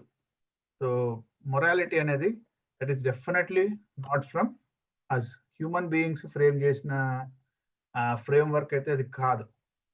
డెఫినెట్ గా అది ఎవరో నైతిక విలువలు కలిగిన ఒక వ్యక్తితో తయారు చేసినాడు. అది ఎవరో దాని గురించి అంటే మనం మన యొక్క క్రైస్తవేతరులతో మాట్లాడుతున్నప్పుడు ఇవన్నీ మాట్లాడొచ్చు అనమాట. So definitely these examples will help us. Biblical proofs దేవుడు ఉన్నాడనడానికి బిబ్లికల్ ప్రూఫ్ బైబిల్ ఏం చెప్తా ఉంటున్నది? The heavens declare the glory of God. So కీర్తనలు 19:1. సో మన యొక్క చుట్టూ ఉన్న సృష్టిని చూసినప్పుడు డెఫినెట్ గా it declares the glory of God. అది మనం చేత్తో చేసుకున్నది లేకపోతే మనిషితో సాధ్యమైన విషయంగా అది కనపడదు, డెఫినెట్ గా కనపడదు. So heavens declare the glory of God చూసినప్పుడు, ఇందాక చెప్పా కదా ఐన్స్టైన్ ఎగ్జాంపుల్. సో ఐన్స్టైన్ చెప్తాడు అనమాట, నువ్వు ఇంత చిన్న డెకరేషనే నువ్వు ఎవరో వచ్చి చేశారని నమ్ముతున్నప్పుడు, బయటికి వెళ్తే ముఖ్యంగా కొన్ని ప్లేసెస్ కేరళ, తర్వాత ఈ కాశ్మీర్, ఇప్పుడు మన ఆంధ్రాలో చూసినప్పుడు కోస్టల్ సైడ్ బ్యూటిఫుల్ సీనరీస్ మనం చూస్తూ ఉంటాం కదా. అదేదో ఎవరో వచ్చి నీట్ గా డ్రా చేసి పెట్టినట్లు ఉంటాయి అన్నమాట. సో అవన్నీ చూస్తున్నప్పుడు డెఫినెట్ గా మనకు అర్థమయ్యేది ఏంటంటే definitely God has designed everything. He has designed everything with his own hands అన్నట్లు అర్థమైంది. తర్వాత cause and order. Cause and order ఏంటంటే for since the creation of the world God's invisible qualities have been clearly seen. ఈ సృష్టిలో మనం జీవిస్తూ ఉంటున్నప్పుడు, మన యొక్క ప్రపంచంలో జీవిస్తూ ఉంటున్నప్పుడు ఆయన యొక్క క్రియలు మనం చూస్తూ ఉంటాం. కొన్ని మ్యాజికల్ థింగ్స్ జరుగుతూ ఉంటాయి. ఇప్పుడు పై నుంచి కింద పడినా కూడా ఏం కాకపోవడము. అఫ్ కోర్స్ అది ప్రతిసారి జరగదు. దేవుని యొక్క ఆ యొక్క హస్తం ఉంటే గానీ, దేవుని యొక్క స్పెషల్ ఇన్వాల్వ్మెంట్ ఉంటే గానీ అట్లాంటి మిరాక్యులస్ థింగ్స్ అనేటివి జరగవు అన్నమాట. సో అవే కాదు, సృష్టిలో ఇప్పుడు కొన్ని ఉపద్రవాలు జరుగుతాయి. ఇప్పుడు కెలామిటీస్ జరుగుతాయి. ఎర్త్ క్వేక్ మనుషులు క్రియేట్ చేస్తారా అండి? లేకపోతే తుఫాను మనుషులు క్రియేట్ చేస్తారా? నేను రీసెంట్ గా మేము బెంగళూరులో, అంటే నేను రోడ్డు మీద ట్రావెల్ చేస్తా ఉన్నప్పుడు బైక్ లో వర్షం స్టార్ట్ అయింది. వర్షం స్టార్ట్ అయితే నా పాలసీ ఏంటంటే, వర్షం స్టార్ట్ అయింది అనుకోండి, నేను ఆగను ఒక చోట. ఎందుకంటే నాకు తెలుసు ఈ వర్షము ఇక్కడ పడుతుంది కానీ ఇంకొద్ది ఒక 1 కిలోమీటర్ 2 కిలోమీటర్స్ దూరం పోయినాను అనుకో అక్కడ ఉండదు అని నా కాన్ఫిడెన్స్ అనమాట. ఎందుకంటే బెంగళూరు మొత్తం ఒకటేసారి వర్షం పడదు. సో నేను ట్రావెల్ చేసుకుంటా అట్లే వెళ్ళిపోతా. నేను మొన్న అంటే చాలా విచిత్రమైన విషయం చూసా. ఏంటంటే వర్షం పడతా ఉంది నేను పోయే చోట, నెక్స్ట్ ఒక గీత గీసిన విధంగా ఉందన్నమాట. అంతవరకే వర్షం పడుతుంది. దాని నెక్స్ట్ పాయింట్ లో అసలు ఫుల్ డ్రై ఉంది. నాకు చూసినప్పుడు అరే దేవుడు అంత పైనుంచి ఇంత కరెక్ట్ గా ఎట్లా కురిపిస్తాడు? ఏదో లైన్ గీసినట్లు అంత పాయింట్ వరకే వర్షం పడుతుంది అన్నమాట, దాని తర్వాత పడట్లా. సో ఇవన్నీ చూస్తున్నప్పుడు మనకు అర్థమవుతుంది, God is there who is operating all these things. ఇప్పుడు అంత పైనుంచి చుక్కలు పడుతున్నప్పుడు కనీసం చుక్కలు పడుతున్న ఆ యొక్క సైన్స్ అయినా ఉండాలి పక్కన. కానీ అది అట్లా లేదనమాట. ఒక లైన్ గీసినట్లు అంతవరకే తడి ఉంది, దాని నెక్స్ట్ పాయింట్ మొత్తం డ్రైగా ఉందన్నమాట. సో ఇవన్నీ క్రియేషన్ లో జరుగుతున్న యొక్క ఏమంటారు ఇన్విజిబుల్ క్వాలిటీస్ ఆఫ్ గాడ్ అనేటివి మనము ఎక్స్పీరియన్స్ చేస్తున్నప్పుడు మనకు అర్థమైంది దట్ దెర్ ఇస్ గాడ్. ఇంకోటి మన కాన్షియన్స్, మన యొక్క మనస్సాక్షి. Romans chapter 2 verse 15. They show that the requirements of the law are written on their hearts, their consciences also bearing witness. So మన యొక్క మనస్సాక్షి మనకి దోషారోపణ చేస్తుంది అని చెప్పేసి బైబిల్ చెప్తా ఉంటది కదా. సో దోషారోపణ చేయడం అనేటిది ఏంటిది? అది మనుషులు చేస్తారా? ఇప్పుడు మన పక్కింటోళ్ళు వచ్చి చేస్తారా? లేదు. అది ఎవరు చేస్తారు? మన యొక్క మనసు మనల్ని దోషారోపణ చేస్తది. ఎందుకు చేస్తదంటే మనలో విశ్వాసం అనేది ఒక ఎలిమెంట్ అనేది ఉంది కాబట్టి, ఆ విశ్వాసానికి అగెయిన్స్ట్‌గా మనం ఏం చేసినా కూడా దట్ కాన్షియన్స్ విల్ ప్రిక్ అస్. అది మనల్ని దోషారోపణ చేసి మనల్ని కరెక్ట్ చేయడానికి ట్రై చేస్తా ఉంటదన్నమాట. ఇంకోటేందంటే మన యొక్క విశ్వాసం. ఆ విశ్వాసం anyone who comes to him must believe that he exists and that he rewards those who earnestly seek him. So, ఆహ్, మన యొక్క విశ్వాస యాత్రలో మనము సక్సెస్‌ఫుల్‌గా మనము ముందుకు వెళ్ళాలి అని చెప్పేసి ఈ యొక్క గైడెన్స్ అనేది క్లియర్ కట్‌గా మనకు చెప్తా ఉందన్నమాట. Anyone who comes to him must believe that he exists. Bible ఏం చెప్తా ఉంది? దేవుడు ఉన్నాడు అని చెప్పేసి ఖచ్చితంగా నమ్మాలి. నమ్మితేనే మనం క్రైస్తవులం. మన క్రైస్తవులం అని చెప్పుకుంటూ దేవుడు లేని జీవితాన్ని జీవిస్తా ఉంటారు చాలామంది. చాలామంది ఏం చేస్తా ఉంటారంటే చర్చిలో ఒక పేరు పెట్టుకొని, బయట ఇంకొక పేరు పెట్టుకొని, అంటే పేరుతో నాకు ప్రాబ్లమ్ లేదు గానీ జీవితాలతో ప్రాబ్లమ్. ఆ! సో, పేరు ఏదైనా పెట్టుకోండి. నాకు తెలిసిన ఒక వ్యక్తి కాలేజ్‌లో ఏమో శ్రీనివాస్ ఆయన పేరు. తర్వాత చర్చ్‌లో ఏమో సైమన్. సో, సైమన్, శ్రీను ఒకసారి కాలేజ్ దగ్గర పోయినానండి. కాలేజ్ దగ్గర పోయి ఇట్లా సైమన్ అన్న ఉన్నారా అని అన్నప్పుడు, సైమన్ ఎవరు లేరు ఈ కాలేజ్‌లో అన్నారు. తర్వాత అక్కడ నడుచుకుంటా వెళ్తా ఉన్నాడు కారిడార్‌లో. ఆ! ఆ! అతనే ఆ సారే అన్నానంటే, ఆ సార్ పేరు శ్రీనివాస్ గదా! అంట. సో, పేరు పేరుతో ప్రాబ్లమ్ లేదు.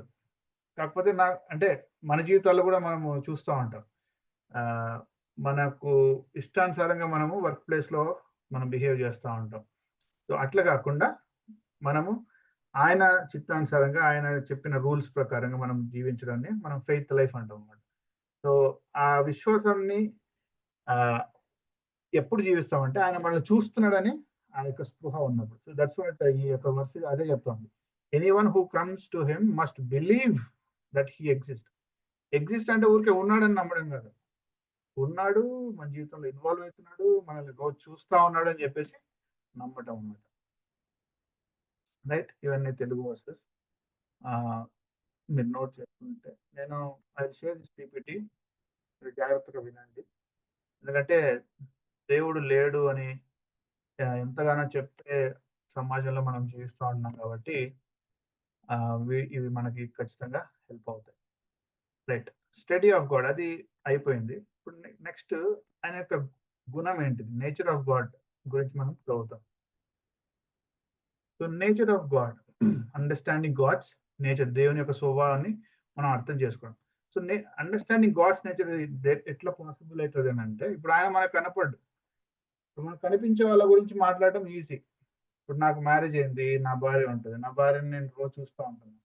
రోజు చూస్తా ఉన్నప్పుడు తను ఏ పరిస్థితుల్లో కోప్పడుతదో, ఏ పరిస్థితుల్లో తను నవ్వుతదో, ఏవిస్తే హ్యాపీగా ఫీల్ అయితదో, ఏ కూరగాయలు తీసుకొస్తే కోప్పడుతదో, ఆ! కొన్ని ఉంటాయి గదా!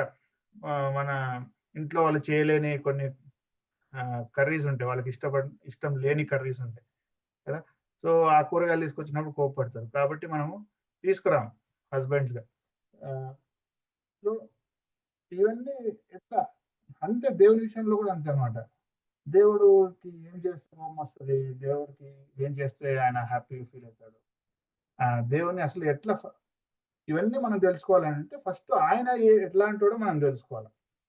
ఆయన ఎలాంటోడో ఎట్లా తెలుసుకోవచ్చు అనంటే ఆయన యొక్క నేమ్స్, తర్వాత ఆయన యొక్క గుణగణాలని మనము చదవటం ద్వారా అదొకటి. తర్వాత ఆయన యొక్క పర్సనాలిటీని స్టడీ చేయడం వల్ల. ఆయన పర్సనాలిటీ మనం స్టడీ చేయడం వల్ల. పర్సనాలిటీ స్టడీ చేయడం అంటే అర్థం ఏంటి? ఆయనతో మనం సహవాసంలో ఇప్పుడు ఇక్కడ ఎంతమంది పెళ్ళైనోళ్ళున్నారు నాకు తెలీదు గానీ, సో, మ్యారేజ్ అయిన కొత్తలో ఫస్ట్ కొన్ని రోజులు ఆహ్, అంటే ఒకరి గురించి ఒకరికి తెలీదు గాబట్టి బానే ఉంటది. సో, మెల్లిగా భార్యాభర్తలు ఒక గృహంలో జీవించడం స్టార్ట్ చేసినప్పుడు ఏమైతదంటే 6 మంత్స్ తర్వాత లేకపోతే 1 ఇయర్ తర్వాత వాళ్ళ ఒరిజినాలిటీ బయటికొస్తా ఉంటది. ఒరిజినల్ పర్సనాలిటీ బయటకొస్తుంది. ఒరిజినల్ పర్సనాలిటీ బయటకొచ్చినప్పుడు నువ్వు మంచోడు బయట చాలా మంది మంచోడు అంటారు. అన్ నువ్వు మంచోడు అనుకున్నా ఏంది ఇట్లున్నావు నువ్వు? ఇట్లాంటి డైలాగ్స్ అని మనం వింటా ఉంటాం కదా! సో, పర్సనాలిటీని మనం స్టడీ చేస్తున్నప్పుడు we'll understand who that person is. That is why it is always important to understand who God is అనమాట. ఆయన పర్సనాలిటీ స్టడీ చేస్తున్నారు. సరే, ఫస్ట్ చూద్దాం ఆయన యొక్క పేర్ల ద్వారా మనం ఆయన ఎట్లా అర్థం చేసుకోవచ్చు. చాలా మంది పేర్లు పెట్టుకుంటారు కదా. ఇప్పుడు పేరెంట్స్ పేర్లు ఇస్తారు. కొద్దిమందికి జ్ఞాన సుందరి అని పేరు ఇస్తారు. ఆమె జ్ఞానం ఉండదు, సుందరం ఉండదు. సో కొద్దిమంది అంటారు, అరే నువ్వేమో సత్యరాజు అని పేరు పెట్టుకున్నావు, కానీ నువ్వు అసలు ఎప్పుడు చూసినా అబద్ధాలు చెప్తుంటావు, కనీసం నీ పేరు పెట్టుకున్న పేరన్నా తీసి లేకపోతే నీ బుద్ధన్న మార్చుకో అని చెప్తుంటారు. So so we sometimes don't live up to our names. మన యొక్క పేర్లకి మనం అనుగుణంగా మనం జీవించాం. కానీ దేవుడు అట్లా కాదు. ఆయన యొక్క పేర్లు, ఆయనకి ఏమేమైతే పేర్లు ఉన్నాయో వాటిని చదివితే చాలు మనకు ఆయన ఎలాంటి వాడో మనకి అర్థమవుతుంది. ఇప్పుడు సత్యరాజు అంటేనే అతను ఖచ్చితంగా సత్యం మాట్లాడేవాడు అని చెప్పేసి చెప్పగలము మనం? చెప్పలేం కదా. ఎందుకంటే మనకు మనుషుల మీద అస్సలు నమ్మకం లేదు. వాళ్ళు పెట్టుకున్న పేర్లు ఒకటి, జీవించే జీవితం ఇంకోటి. మోషే అని చెప్పి పేరు పెట్టుకుంటారు, కానీ చేసే పనులన్నీ గొలియాతులాగా చేస్తూ ఉంటారు. సో ఇట్లా ఉంటాయి మన జీవితాలు. కానీ దేవుని యొక్క పేర్లు మనం చదివినప్పుడు, తెలుసుకున్నప్పుడు will understand how he is and who he is అనమాట. సో ఫస్ట్ నేమ్ ఏంటంటే ఆయనకి ఎలోహిమ్. ఎలోహిమ్, ఎల్ అంటే అర్థం ఏంటంటే గాడ్ అనే అర్థం అనమాట. సో ఆయన యొక్క పేరులోనే మనకి ఆయన యొక్క హూ హీస్ అనేది మనకు తెలిసిపోతుంది. So he has been addressed as Elohim. Elohim ఈ యొక్క హీబ్రూ భాషలో ఐఎంతో ఎండ్ అయిన ఏదైనా కూడా అది ప్లూరల్ ఫామ్ అనేది మనకి చెప్తా ఉంటున్నారు ఇక్కడ. సో ఆ ప్లూరల్ ఫామ్ అంటే ఏంటంటే మీరు అంటాం కదా. మనం ఎవరినైనా తెలుగులో గౌరవించాలంటే, ఇప్పుడు ప్రిన్సిపల్ సార్ దగ్గర పోయి కూర్చున్నాం అనుకోండి, లేకపోతే మీ బాస్ దగ్గర పోయి కూర్చున్నప్పుడు ఏంటి బాస్, ఏంటి సార్ బాగున్నావా, నువ్వు తిన్నావా, ఇట్లా మాట్లాడతాం కదా. తిన్నారా సార్, బాగున్నారా సార్, మేడం గారు ఎలా ఉన్నారు సార్. సో ఈ లాంగ్వేజ్ అనేది మనం respect, like the plurality indicates respect. Significance of plural form ఏంటంటే expressing a special meaning that could not be conveyed by using the singular form of the same word. ఇక్కడ IIM ఎందుకు use చేశారంట అంటే, వాళ్ళు దేవుణ్ణి express చేయడానికి వాళ్ళ దగ్గర ఇంకొక వర్డ్స్ లేవు కాబట్టి ప్లూరాలిటీలో వాళ్ళు ఎక్స్ప్రెస్ చేశారనమాట. ఇప్పుడు మనము రమేష్ గారు అంటాం. రమేష్ గారు అన్నప్పుడు it shows that we are giving respect to a person. So అట్లా అదొక ఎక్స్ప్రెషన్. గారు అనేది మనకు తెలుగులో ఉన్న ఒక ఎక్స్ప్రెషన్ అనమాట. సో అదే విధంగా ఇక్కడ హీబ్రూలో ఎలోహిమ్ అనే ఐఎంతో ఎండ్ చేయడం వల్ల they are showing respect towards God, that he is someone greater. So ఇక్కడ ఎగ్జాంపుల్ ఉంది కదా, they use the plural Elohim to speak of God's greatness. ఆయనకు గ్రేట్నెస్ చూపించడానికి, ఆయన యొక్క ఇన్కాంప్రహెన్సిబుల్నెస్ అంటే ఆయనకు సరితూగే వ్యక్తులు ఎవరు లేరు. He is beyond our comprehension. ఆయన మన యొక్క అండర్స్టాండింగ్ కి, మన కాంప్రహెన్షన్ కి అబోవ్ అనేది చెప్పడానికి దే యూజ్డ్ ఐఎం. ఆయన యొక్క మజెస్టీ, ఆయన యొక్క పవర్ చూపిస్తారు అనమాట. అదేవిధంగా ఈ ప్లూరాలిటీ ఎందుకు ఇండికేట్ చేశారంటే, సెకండ్ పాయింట్ చాలా ఇంపార్టెంట్ ఇది, Trinity. Second, this plural form is in perfect harmony and consistency with the doctrine of Trinity. So ఆదికాండం 1:26లో let us make man in our image అని అంటున్నాం. సో ఇన్ ఆర్ ఇమేజ్ అంటే దేవుడు తనకు తాను రెస్పెక్ట్ ఇచ్చుకుంటున్నాడు అని చెప్పి చాలా మంది అంటారు. బట్ మన అండర్స్టాండింగ్ ఏంటంటే దేవుడు వాళ్ళున్న ట్రైన్ ఫెలోషిప్ లో వాళ్ళు దే ఆర్ డిస్కసింగ్ అనమాట, మన యొక్క ఇమేజ్ లో చేద్దామని చెప్పేసి చెప్తా ఉంటాం. So second name, first name ఏంటిది? ఎలోహిమ్. ఆయన యొక్క పేరులోనే ఆయన యొక్క గుణం ఉంది. What kind of person he's a God. L means God. తర్వాత అడోనాయ్. అడోనాయ్ అంటే అర్థం ఏంటంటే ఆయన లార్డ్, ఆయన మాస్టర్, ఆయన యొక్క ఓనర్. ఓకే, చాలా కొద్దిమంది పేర్లు పెట్టుకుంటారు. క్రీస్తు రాజు అని పేరు పెట్టుకుంటారు. క్రీస్తు రాజు అని పేరు పెట్టుకున్నంత మాత్రం వాళ్ళు నిజమైన క్రీస్తు రాజులు అయిపోతారా? కాదు. కానీ ఆ ఉద్దేశం వాళ్ళు ఏ ఉద్దేశం చేత వాళ్ళు పెట్టుకుంటారో నాకైతే తెలియదు కానీ క్రీస్తు దాసు అని పెట్టుకుంటారు. వాళ్ళు క్రీస్తుకి దాసులై వాళ్ళు జీవిస్తారా? జీవించరు. బట్ దేవుడు ఇక్కడ ఆయన అడోనాయ్, ఆయన యొక్క లార్డ్ అని చెప్తున్నారు. He will be definitely our Lord. ఆయన యొక్క లార్డ్, ఆయన యొక్క పేరు ద్వారా మనకి ఆయన యొక్క నేచర్ అనేది అర్థమవుతుంది. సో అదేవిధంగా ఇంకొక పేరు యహ్వే. యహ్వే యహ్వే అంటే అర్థం ఏంటి? I am who I am. I am who I am. So Yahweh Elyon, I am the most high. Jehovah Jireh, ఇవన్నీ యెహోవా ఈరే. Yahweh Jireh, I am the provider. Yahweh Rapha, I am the healer. Yahweh Nissi, I am your banner. So ఇట్లా ఇవన్నీ మనం చదువుతున్నప్పుడు దేవుడు of course వీటి వల్ల మనకి ఆయన అష్యూరెన్స్ ఇస్తున్నాడు, నేను మీతో ఉంటాను అని చెప్పేసి. మీతో ఉంటున్నాడు అంటే అర్థం ఏంటి? ఆయన నేచర్ మనకు అర్థమవుతుంది. ఆయన ఒక హెల్ప్ఫుల్ పర్సన్. ఆయన మనల్ని హీల్ చేసే వ్యక్తి. ఆయన మనకు ప్రొవైడ్ చేసే వ్యక్తి. ఆయన మనకు పీస్ నిచ్చే వ్యక్తి. ఆయన యాహ్వే రాహ్. రాహ్ అంది means the Lord is my shepherd. అదేవిధంగా యాహ్వే సిద్కెను అంటే ఐఎమ్ యువర్ రైచియస్నెస్. ఆయన మనకు నీతిని ఆపాదించే వ్యక్తి. So he is making us perfect. So ఆయన యొక్క గుణగణాలను మనం, ఆయన యొక్క పేర్లను మనం అర్థం చేసుకోవడం వల్ల ఆయన ఎలాంటి వాడో మనకి అర్థమవుతుంది. So that is how we can understand the nature. For example ఇప్పుడు మనుషుల యొక్క నేచర్ మనకి ఎట్లా అర్థమవుతుందండి? How do you understand nature of a person? ఇప్పుడు ఫర్ ఎగ్జాంపుల్ మీరు రోడ్డు మీద బైక్లో వెళ్తూ ఉంటున్నప్పుడు ఒక స్పీడ్ బ్రేకర్ పెద్దగా ఉండి అది మీరు గమనించుకోలేదు, ఎక్కిచ్చేసి పడిపోయారు.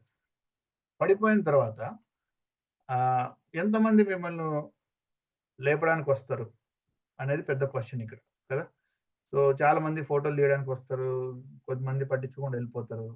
మిమ్మల్ని లేపడానికి వచ్చేది చాలా తక్కువ మంది. సో ఫర్ ఎగ్జాంపుల్ దాంట్లో మీ యొక్క నేబర్ కూడా ఉన్నాడు అనుకోండి. మీ యొక్క పక్కింటి వ్యక్తి దగ్గరకు వచ్చి లేపిన తర్వాత నెక్స్ట్ టైం మీకు ఆ వ్యక్తి పట్ల అండర్స్టాండింగ్ ఏముంటుంది? ఆ వ్యక్తి ఎలాంటి వాడు అని అనుకుంటారంటే డెఫినెట్ గా హీఈస్ అ హెల్ప్ఫుల్ పర్సన్ అని చెప్పేసి ఆయన పట్ల మనకి ఆ యొక్క యాటిట్యూడ్ మన యాటిట్యూడ్ అనేది చేంజ్ అవుతుంది అనమాట. అదేవిధంగా దేవుడు మన జీవితాల్లో వెన్ హీ ప్రొవైడ్స్, ఆయన యెహోవా ఈరేగా మన జీవితంలో పనిచేసినప్పుడు మనకు ఆయన గుణగణాలు అర్థమవుతాయి. ఆయన మన జీవితాల్లో సమాధానం ఇచ్చినప్పుడు when he gives us shalom, then we understand that he is the one who provides us peace.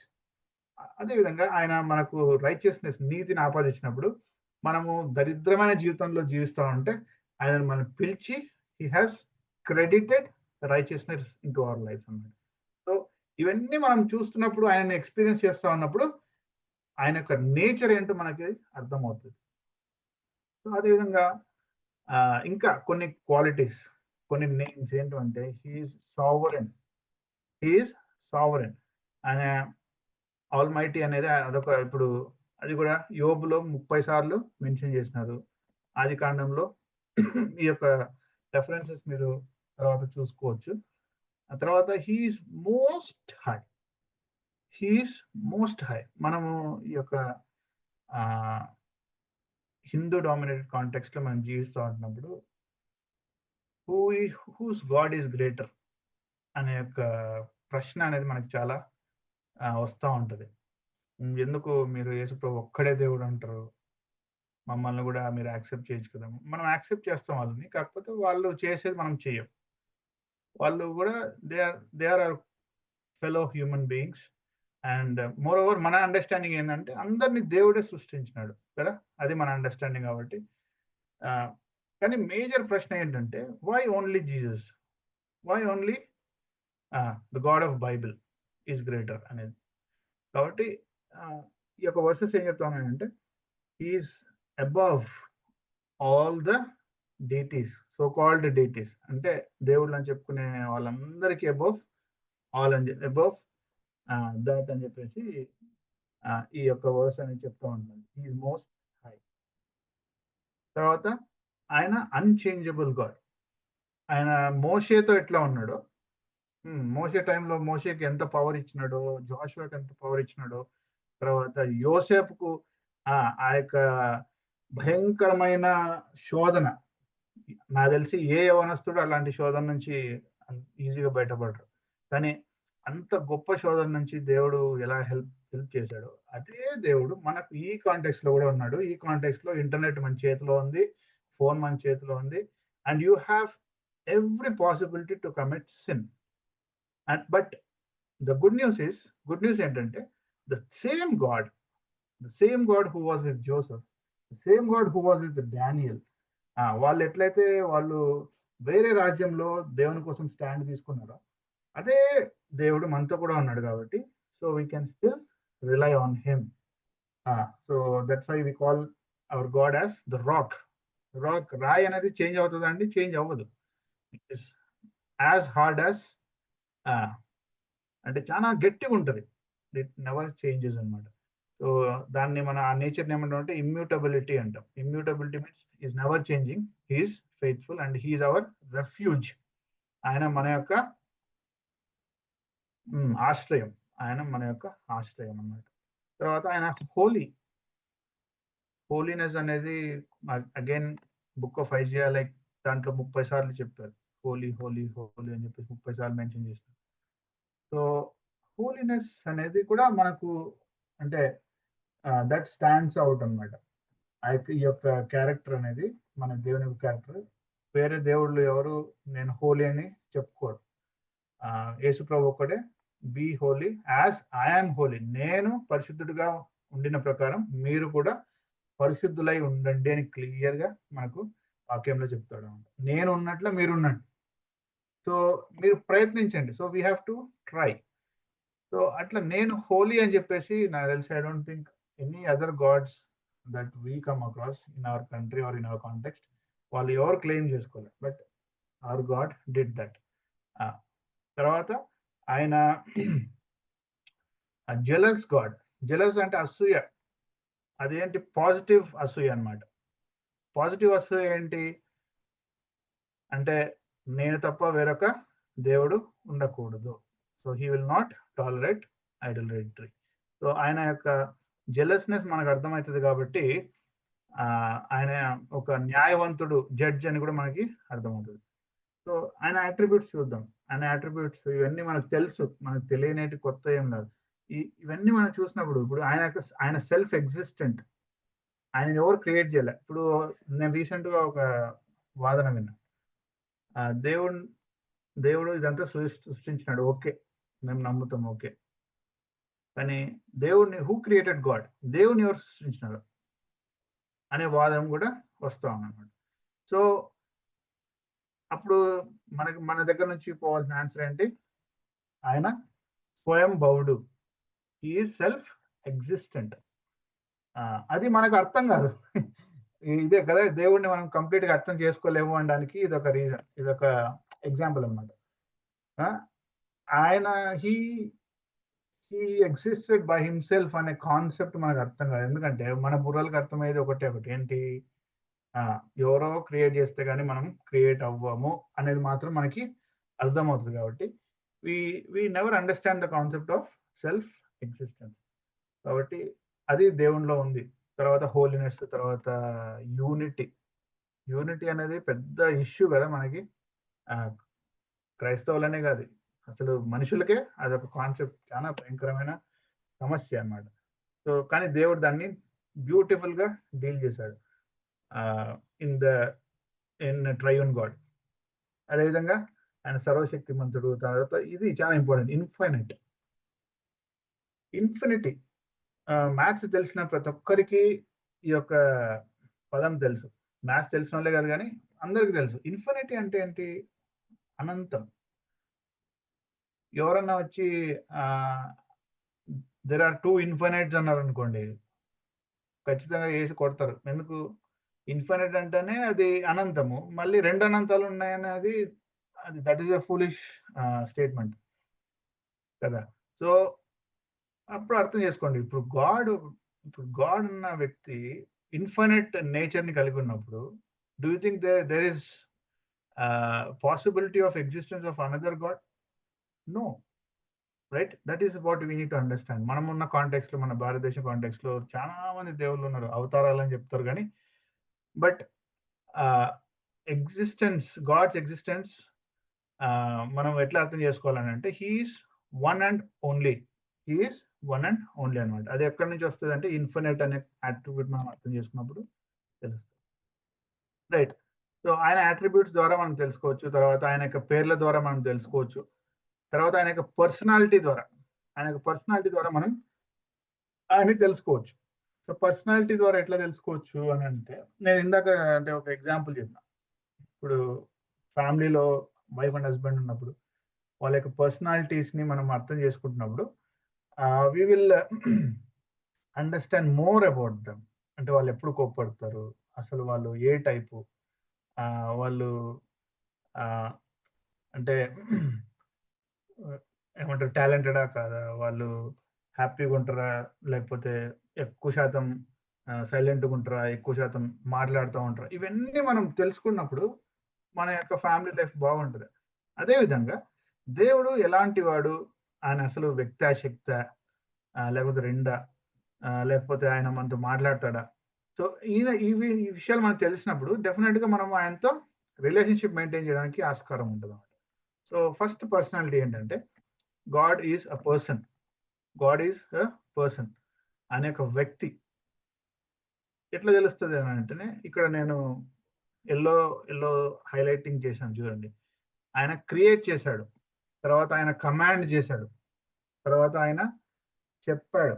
తర్వాత ఆయన పిలిచాడు. He called, he said, he commanded. So, ఇవన్నీ నార్మల్‌గా అంటే జీవం లేనివి, లేకపోతే పర్సనాలిటీ లేనివి. పర్సనాలిటీ అంటే నేను I'm not talking about physical personality. దయచేసి అర్థం చేసుకోండి.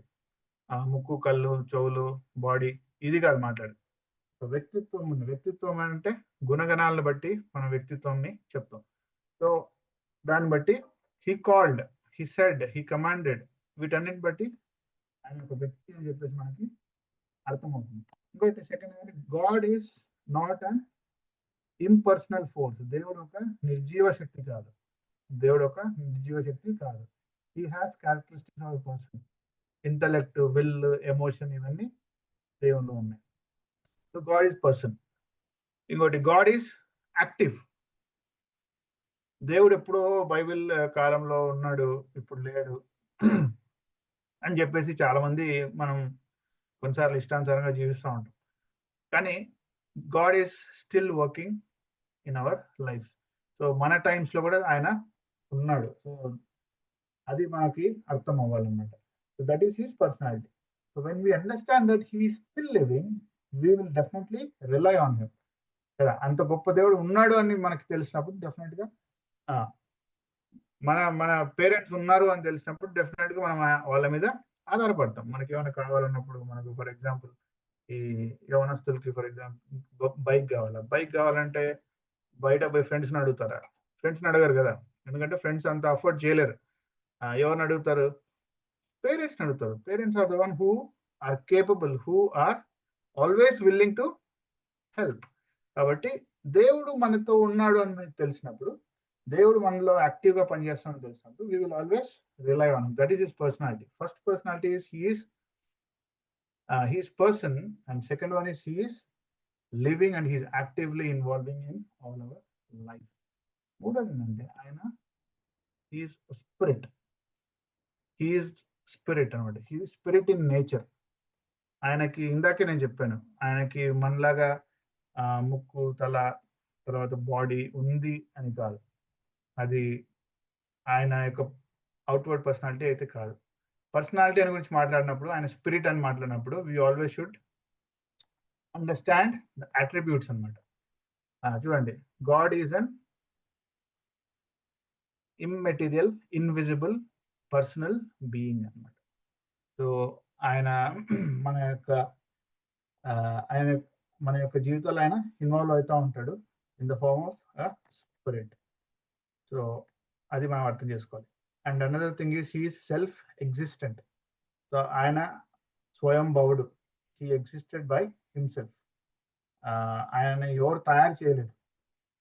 ఓకే, ఈ పర్సనాలిటీ మనం అర్థం చేసుకున్నప్పుడు దేవుడు ఎలాంటి వాడు అని అంటేనే ఆయనకు ఒకరు క్రియేట్ చేయాల్సిన అవసరం లేదు. హీ ఎగ్జిస్టెడ్ బై హిమ్సెల్ఫ్ అనేది మనకు విషయం అర్థం. He is independent. ఆయనకి ఎవరి హెల్ప్ అవసరం లేదు. ఇప్పుడు సృష్టించినప్పుడు ఎవరైనా హెల్ప్ చేసినారా అంటే లేదు, ఎవరు హెల్ప్ చేయలేదు. He is independent. He is not contingent, he is not relying on somebody. ఆయన ఇంకొకరి మీద ఆధారపడట్లేదు అనమాట. అది మనం అర్థం చేసుకోవాలి. తర్వాత గాడ్ ఈజ్ ఇన్ఫైనైట్. ఇందాక నేచర్ మీకు చెప్పాను, ఇన్ఫైనైట్. ఆయనకు పర్సనాలిటీ ఏంటిది? ఆయన అంతటా ఉంటాడు. He is omnipresent, he is infinite, he is infinitely spread. So ఆయన మొత్తం స్ప్రెడ్ అట్లా అని చెప్పేసి అన్నిట్లో ఉన్నాడు కాదు. అన్నిట్లో ఉన్నాడు అనేది ప్యాంథియిజం, అది రాంగ్ అండర్స్టాండింగ్. అది అంతటా ఉన్నాడు. సో నేను బాత్రూంలో పోయి దేవుడు లేడు అక్కడ అనుకుంటే తప్పది. So God is present everywhere. So this is what I want to share about two things. First ఏంటంటే స్టడీ అబౌట్ గాడ్, దాని తర్వాత నేచర్ ఆఫ్ గాడ్. సో ఇక్కడితో నేను నా యొక్క ప్రజెంటేషన్ అయిపోయింది. మీకు ఏమన్నా క్వైరీస్ ఉంటే మీరు అడగవచ్చు. Thank you.